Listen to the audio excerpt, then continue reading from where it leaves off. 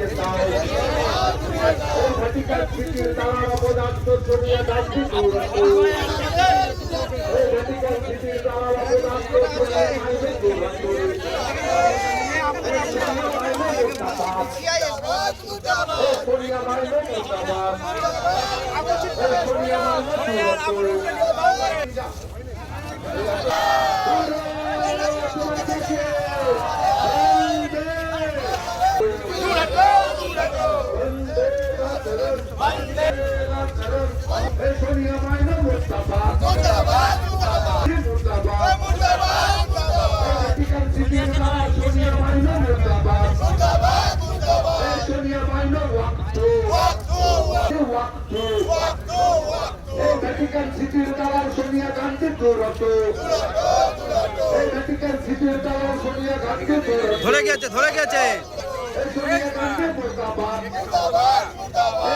গান্ধী মুর্দাবাদ।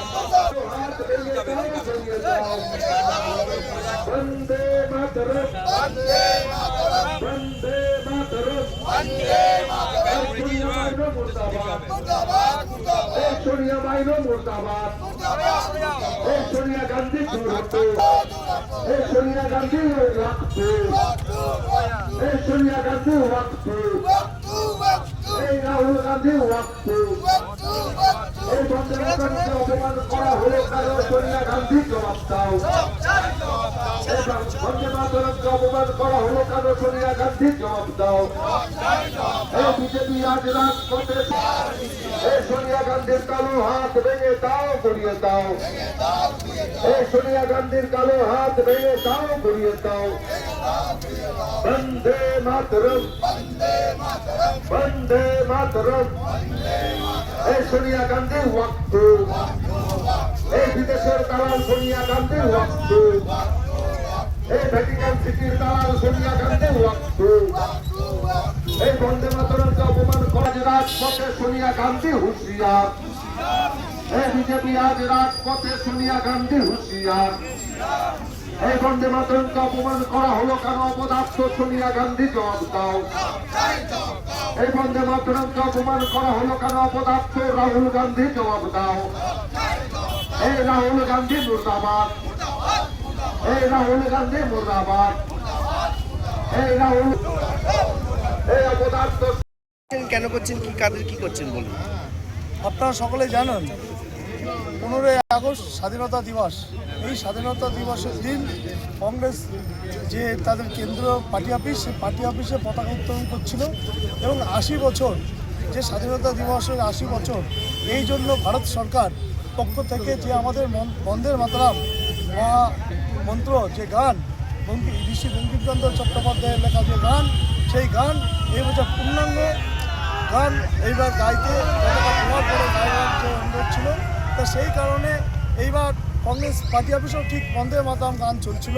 কিন্তু পূর্ণ গান হওয়ার কারণে বিরক্ত বোধ করে সোনিয়া গান্ধী যেভাবে আমাদের যে মহামন্ত্র ভারতবর্ষের যে পরাধীন অবস্থায় যখন ছিল, এই মহামন্ত্রের দ্বারা সারা ভারতবর্ষের যুবক যুবতী ছাত্র সকলে একত্রিত হয়ে প্রায় 200 বছরের ব্রিটিশ সরকারকে বিতাড়িত করেছিল এই বন্দে মাতরম গান দিয়ে একত্রিত হয়ে সেই গানকে অপমান করেছে।